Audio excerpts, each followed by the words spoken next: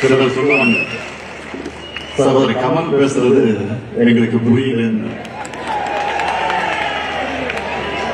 அவங்களுக்கு புரியாம இல்ல, ஆனா புரிஞ்சிக்க கூடாதுன்னு நினைக்கிறாங்க. மீடியா மைக் முன்னால புலம்பிட்டு இருந்தவங்க இப்ப பார்லிமெண்ட் மைக்கிலையும் சகோதரர் கமல் குழந்தை வச்சுட்டாரு. அதுக்காக என்னுடைய பாராட்டுகள், வாழ்த்துக்கள்.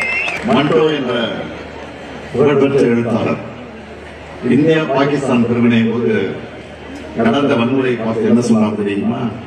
முட்டாள்களே, லட்சம் முஸ்லிம்கள் கொல்லப்பட்டனர், லட்சம் இந்துக்கள் கொல்லப்பட்டவர் எழுதாதீங்க, 2 லட்சம் மனிதர்கள் கொல்லப்பட்டவர்கள் எழுதுங்கன்னு மனம் விரும்பி சொன்னார்.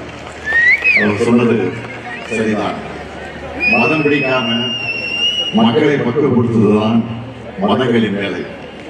மதவெறி புகுந்தா முதல்ல சாகிறது மனிதம் தான். இதை நல்லா உணர்ந்திருக்கிற காரணத்தால் தான் வெறுப்பை புறந்தள்ளி தமிழ்நாடு வளர்ச்சி பாதையில் போகுது. மனிதத்தையும் மனிதர்களையும் அழித்து ஆட்சியை பிடிக்க நிற்கிற பாஜகவின் பிடியில தமிழ்நாடு சிக்கக்கூடாது. இதுக்காகத்தான் சொல்றேன், இந்த தேர்தல் தமிழ்நாடு வர்சஸ் என்டிஏ, அதில் தமிழ்நாடு வெல்லும்.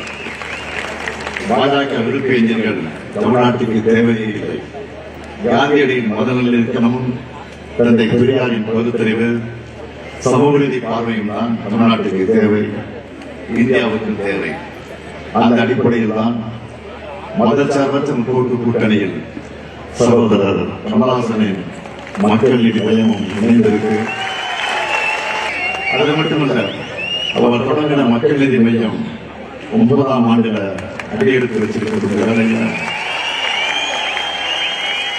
சமநீதிக்காகவும் சமூக நீதிக்காகவும் உங்கள் குரல் தொடர்ந்து ஒழிக்கட்டும் என வாழ்த்துகிறேன். அன்பின் பாதை செல்வதற்கு முடிவே இல்லையா என்பது சகோதரர் கமலுடைய பாடல் வரியில். அப்படி அன்பின் பாதையை வலியுறுத்திய காந்தியை மறவோம், காந்தியின் கொள்கையை காக்க வெல்வோம் ஒன்றாக. நன்றி.